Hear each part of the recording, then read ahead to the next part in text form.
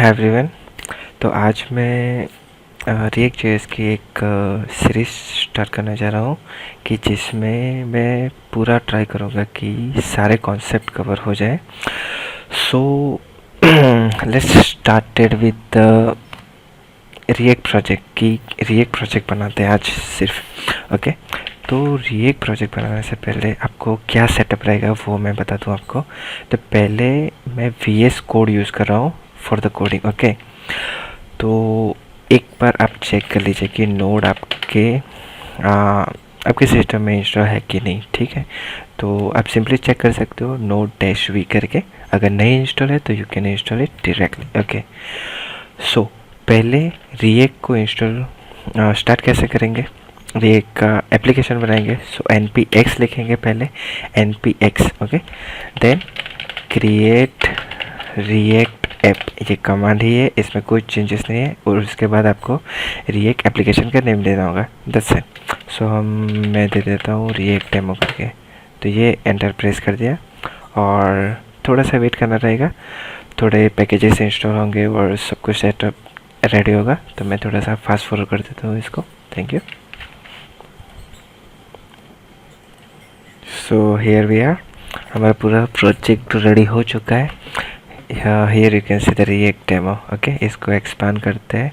तो देखो, जब रिएक्ट का प्रोजेक्ट क्रिएट होगा ना तो इसमें आपको पैकेज जेसन मिलेगा, पैकेज लॉग जेसन मिलेगा। ठीक है, और जो मेन है वो हमारा ये पब्लिक फोल्डर में, जो भी आपका असेट फोल्डर रहेगा वो असेट्स जाएंगे। ठीक है, SRC फोल्डर में ये हमारा मेन फोल्डर है, सोर्स फोल्डर। ठीक है, अभी इसमें से ये जो फाइल्स है, टेस्टिंग फाइल्स जो मुझे ज़रूरत नहीं लग रही, मैं उसको निकाल देता हूँ ताकि हमको थोड़ा क्लियर पिक्चर दिखे। ठीक है, अब ओके तो रिएक्ट स्टार्ट कहाँ से होता है, तो index.js से स्टार्ट होता है। अभी ये भी ज़रूरत नहीं लग रही है मुझे। ओके इसको निकाल दिया।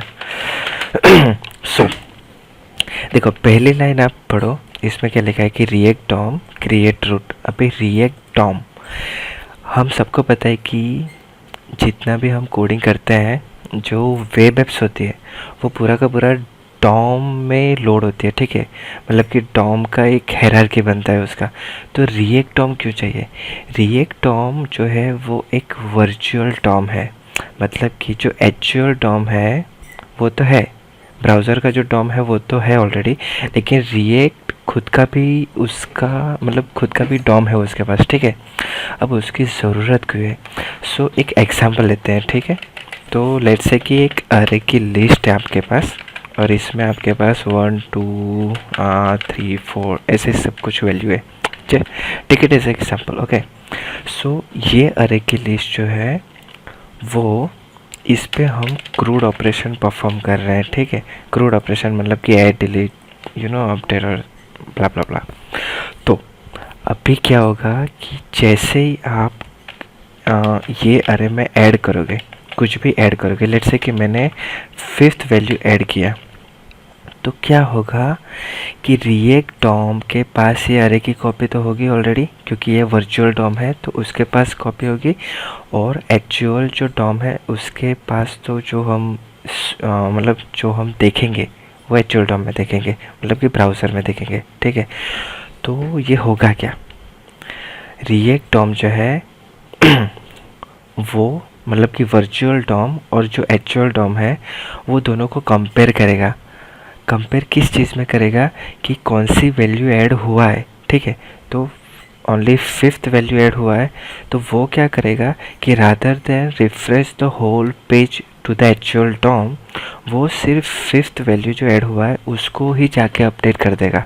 तो वो सारा जो हैंडल कर रहा है, that is handling by this React DOM, and that is why we can say कि React is SPA। So SPA stands for the single page application. तो क्या समझे कि रिएक्ट डॉम जो है वो एक्चुअल डॉम के साथ कंपेयर करेगा कि कौन से चेंजेस हुए हैं, तो वही चेंजेस सिर्फ उसको रिप्लेस करेगा, मतलब कि रिप्लेस नहीं, उसको पुट कर देगा rather than replacing the whole page, या फिर बोल सकते हैं कि refreshing the whole page. So ये काम है ये रिएक्ट डॉम का। ठीक है, आसान भाषा में समझ में आ गया? Thank you. अभी समझते हैं कि उसमें लिखा क्या है, document gate element by ID. तो जैसे ही हम कुछ एलिमेंट को पर्टिकुलर आईडी से हम गेट करते हैं ना, तो बस वही है और कुछ ज़्यादा है नहीं। तो document gate element by ID, तो रूट से। अभी ये रूट कहाँ से आया, तो देखो पब्लिक फोल्डर में ये इंडेक्स HTML फाइल में आप जाओगे तो उसकी बॉडी में, ये जो बॉडी है उसमें आपको एक डिव दिखेगा जिसको आईडी दिया हुआ है रूट। तो बस यही इंडेक्स HTML जो है उसको हम फेच कर रहे हैं JS फाइल में, ठीक है। तो पूरा का पूरा रिएक्ट JS फाइल में ही है, जावास्क्रिप्ट में ही है, ठीक है। तो हमने क्या किया, मतलब इसने किया, रिएक्ट ने, ये खुद इसने बना के ही दे दिया, तो हमें लिखने की ज़रूरत नहीं है। तो इसने रूट को फेच किया। अब उस रूट में उसने ये रिएक्ट डॉट स्ट्रिक मोड, तो अभी ये क्या है, स्ट्रिक मोड क्या करेगा कि आपके जो वेरिएबल से, फंक्शन से, मतलब जो भी आप कोडिंग करोगे ना, तो उसकी वो टाइप्स चेक करेगा। तो वो स्ट्रिक मोड इसलिए लगा हुआ है, ठीक है। उसके बाद पहला जो हमारा कंपोनेंट रेंडर होगा वो है ऐप। अभी ये ऐप कहाँ पे मिलेगा, ये देखो यहीं पर है, app.js, ठीक है। तो ये फंक्शन है एक्चुअली, देखो मैं दिखाता हूँ। तो ये ऐप करके फंक्शन है, देखो इसको मैं कॉलअप्स कर देता हूँ। ये ऐप फंक्शन है, ये कुछ रिटर्न कर रहा है, और ये ऐप फंक्शन को डिफ़ॉल्ट एक्सपोर्ट कर दिया है और उसको यूज़ किया है index.js फाइल में, कि जो एंट्री पॉइंट है react.js का। तो ये ऐप यहाँ पे शो होगा, ठीक है। अभी ये रिटर्न में क्या है वो बाद में देखते हैं। अभी इसमें मूव हो जाते हैं और रिएक्ट को स्टार्ट करने का या फिर रन करने का कमांड है npm start, दैट्स इट। और रिएक्ट है ना बहुत ही फास्ट है, देखो थोड़ी ही देर में वो रन भी हो गया, देखो only in few seconds.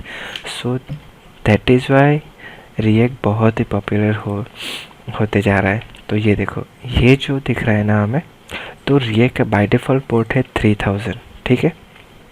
Angular अगर आप पढ़े हो तो उसका बाय डिफ़ॉल्ट पोर्ट होता है 42000, इसका 3000 है, फाइन। तो ये जो आप देख रहे हो ना, तो ये सारा का सारा यहाँ से आ रहा है, मतलब कि ऐप कंपोनेंट में जो रिटर्न किया है ना, ये इनर, तो ये सारा का सारा आ रहा है। तो ये समझो कि ये जो मैंने सिलेक्ट किया हुआ ना, उसको बोलते हैं JSX। ये दिखता है HTML जैसा ही, लेकिन रिएक्ट की लैंग्वेज में हम उसको JSX बोलेंगे। क्या बोलेंगे, ये जितना भी है उसको हम बोलेंगे JSX, ठीक है। तो कभी भी किसी को मत बोलना कि ये HTML है, ओके। अभी इसको निकाल देते हैं पूरा का पूरा और हम अपना खुद का लिखते हैं, हाय।